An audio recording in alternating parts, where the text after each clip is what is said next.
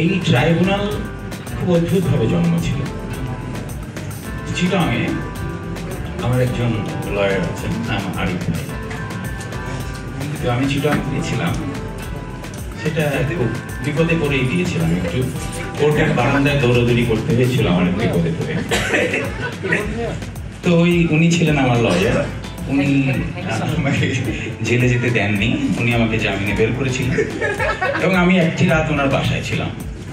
আমার মনে আছে আমি সন্ধ্যায় ওনার বাসায় গিয়েছি এবং ওনাকে জিজ্ঞেস করেছিলাম যে আরিফ ভাই আপনার জীবনের শ্রেষ্ঠ কেস কি? তখন উনি আমাকে বললেন যে এরকম একটা হত্যা মামলা, যে একটা মেয়েকে তার হাজবেন্ড কেরোসিন দিয়ে পুড়িয়ে দিয়েছিল, তার 26 জন সাক্ষী ছিল, একজন আই উইটনেস ছিল এবং মেয়েটি মৃত্যুকালীন জবানবন্দিও দিয়ে গেছে কি ভিডিও ক্যামেরার সামনে।